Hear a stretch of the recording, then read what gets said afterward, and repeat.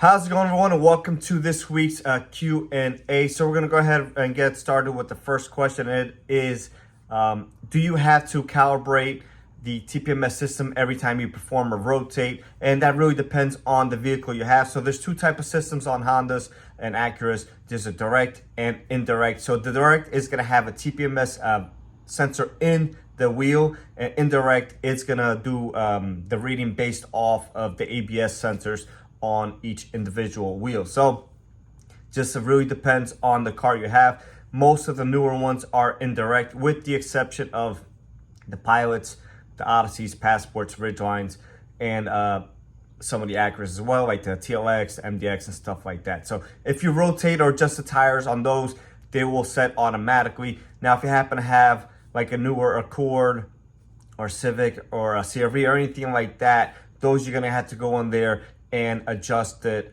every time, or calibrate it every time you do a rotate, tire pressure adjustment, or a tire replacement. So hopefully that answers the question for you. So the next question is, what can you do about being denied early oil changes, even if you're willing to pay for them? So I forget the year exactly. I think it's 2023 and above. Honda and Acura do offer some maintenance packages included with the purchase of a vehicle, and a lot of times those dealers will want to wait till the maintenance minder is at 15% or lower. Now, in that case, if you do want to change the oil ahead of time, you can do so. What I recommend people to do is change it on your own and then just go back to the dealer when the light is set, if you want it to be aggressive on the maintenance side. So, and don't reset the light, let them reset it every second oil change or so, whatever the case may be. Now, if you go there and you're willing to pay for the oil change and they're still denying your services, and then at that point find yourself a new dealer. You're a paying customer, and they should be giving you the services that you want, as long as it's reasonable, which you offering to pay for an oil change is a reasonable service, in my opinion. So if they're not willing to do that service for you, and if they're turning down money, essentially, then you need to find yourself a new dealer. And that's how I would go about that. We never turn out any customers or anything like that, but we do explain the situation, and if they're willing to pay for it at that point, then so be it. If not, then it is what it is. But we don't turn down the oil changes anyways, and even though it's not due for the maintenance, let's say, we'll still do it at that point, and we'll figure out a way. So hopefully that answers the question for you. So the next question is, what does Honda do to maintain such a reliable engine, long-lasting engine, a good reputation that they've been come to know of? And with the exception of the late 1.5Ts or the L15, they are super and ultra reliable. In most cases, 99 out of 100 engines will go well into the 100, 200, 300,000 miles if properly maintained. So I don't think there's any secret to what they do, although I do like the fact that their engine rod and main bearings do come color coded, so you have a couple different combinations that you can do to really get the clearances pinpointed down. And a lot of manufacturers just offer a standard and oversized bearing, which leaves a lot of room for error, in my opinion. So I think that's one great thing that Honda does, and some other manufacturers do as well, but Honda does that, and I think that shows long term. With the exception of the L15 and lack of maintenance, like I said, plenty of Honda engines go 200, 300, 400, 500,000 miles with no issues. When we do see them fail 99 out of 100 times is because of a lack of maintenance or some sort of abuse.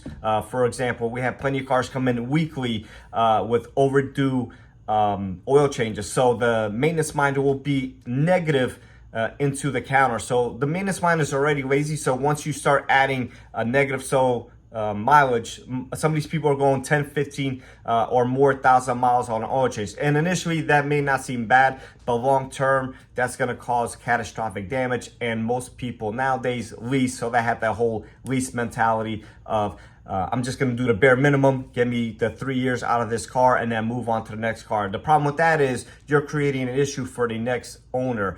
And I know most people are going to say, well, whatever, that's not my problem, but it is going to be somebody else's problem at that point, and they're going to buy a car thinking it's good, and it eventually leads them to issues. And then eventually leading them to having a foul taste in their mouth about the product. So if you are one of those people, just try to consider at least doing a bare minimum, do the oil changes when the maintenance minder asks you to. And like this, Honda can keep their reliable reputation, other engines that we have all grown accustomed to. So hopefully that answers the question for you. All right, so the next question is what are some tips that I could suggest for a short trip driving? And there's nothing really specific that I would do. The only thing that would concern me is oil dilution over time. And we know that this is kind of a thing with Honda, but it's a thing really with direct injection engines. And it mostly happens in extremely cold weather. And again, short trips or where the car doesn't really get to operating temperature for a long time. So if you are in those conditions, or even if you aren't in those conditions, what I would do is definitely change your oil every 3,000 miles. Don't go anywhere above that. And other than that, just get your suspension and everything checked regularly as you would a normal car. I don't think you need to do anything, specific or anything special or anything of that nature. Now, if you're doing short trips, that means you're probably not accumulating too much mileage. So with anything else, rubbers, plastics, stuff like that, still dry rots, regardless if you're using it or not, especially if you have big climate changes like we do here in Jersey. We have extreme winters and then we have really hot summers. So, that really takes a beating on all the rubbers and, plastics and stuff like that. So, wipers, tires, belts, hoses, get all that stuff checked, at least every 6 months, so once a year. But other than that, change your oil every 3,000 miles, change all your fluids every 30,000, and I think you'll be okay. So hopefully that answers the question for you. All right, last but not least, question of the week. And if you guys want a chance at one of your questions being answered, make sure you guys do drop a comment down below, and I'll do my best to answer every question, either in a comment to that question or in next week's video. So what are my thoughts on bypass valve for the TLX Type S? And this doesn't really gonna pertain to just the Type S, but any Honda really. So anytime you're venting metered air, or what's supposed to be metered air, out into the atmosphere, it's gonna throw off the calculations of the computer. And although it may seem like it's running okay, it's not running to exactly how it should be. So I'm gonna give it a big fat no. I know a lot of you guys do it because it sounds great, or you think the OEM flapper on the the diaphragm on the valve is weak, or whatever the case may be. But at the PSI that we are seeing right now, there's no reason to change it. And again, anytime that air isn't being recycled back into the engine and being vented into the atmosphere, it's going to throw off the ECU's calculations, and it's just not going to run correctly. So unfortunately, especially with the TLX Type S, you could even do the HPS intake, but again, that causes a different issue as far as the master flow not reading correctly. So it's kind of the same thing as this.